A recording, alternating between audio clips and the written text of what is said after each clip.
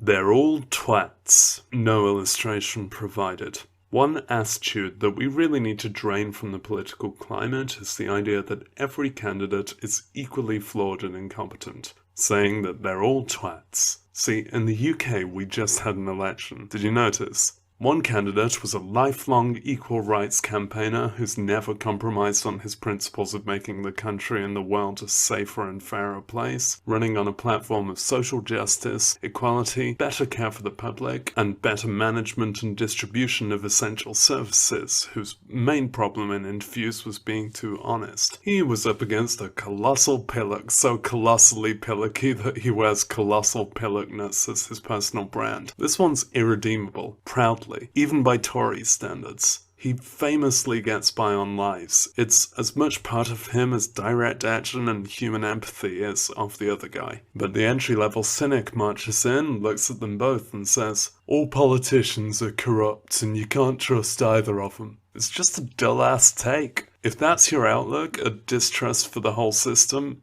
I can see why. Politics have proven very treacherous, but it's also kind of the originating outlook of the Labour Party. They formed to fight for the people neglected by the twattery of the political system, and on their best days they still do. Within the binary of twats and their beholders, the Labour outlook is far more on the side of the untwats. Labour representatives may well fail to match up to that outlook, and if so, they're bad at being good, which is better than good at being bad. Like, if you don't believe in any politician, at least gauge levels of distrust. Like, maybe some of them you wouldn't trust as far as you could throw them, but others you would trust as far as you could throw them. The roughly well-meaning one, the one in the party formed to help us, who didn't get into the game via their interest in impeding society. You see, conservatives sign up to be conservatives, so you can presume they have conservative priorities. We even have convenient shorthand these days for the busy-minded. Those who are good-natured we call left-wing. Those who want to make things worse we call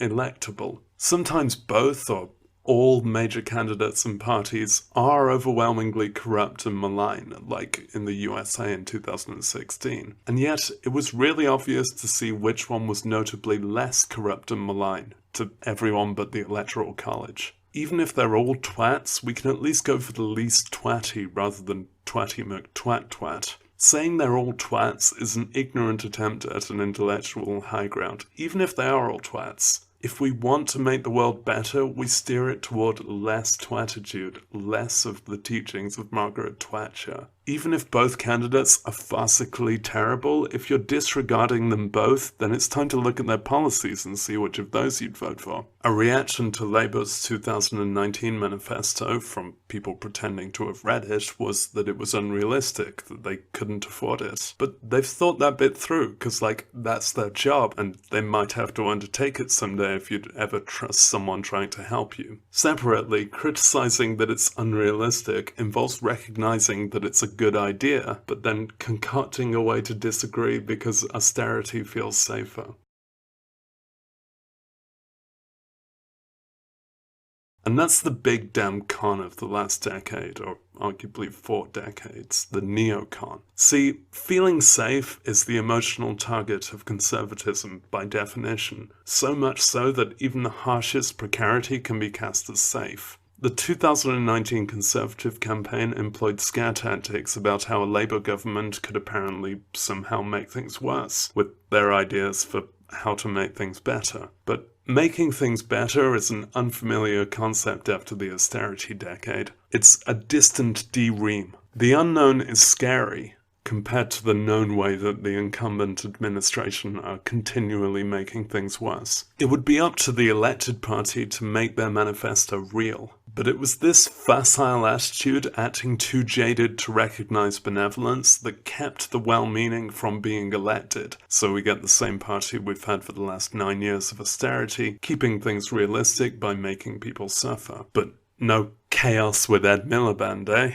Strong and stable, right? Part of it is the idea that prosperity must come at others' expense. Like, for you to win, others must lose. Preferably people you can other. Except, that's not how it works. So many conservative voters aren't exactly winning out here. The majority of the population faces a lot of struggle, and this could be ameliorated if we spread out the wealth a bit, because money, a construct, is hoarded unfairly. Maybe a financial loss to the mega wealthy is a kind of contextual losing, but it's more like just winning a bit less so others can win too. The rich aren't using that money. They're just being twats. Do others have to lose for you to win? The metaphor doesn't really fit, not for human well-being. Competition is not an appropriate context for society. Cooperation fits much better. Cooperation against twattery. It's not about you winning. It's about everyone being okay. And twats are welcome and invited to rescind that twattery and join us. Until then, people are suffering, people are dying, the climate is suffering, and we have the resources and ability to fix this, but they're stashed away in the selfish name of healthy competition. I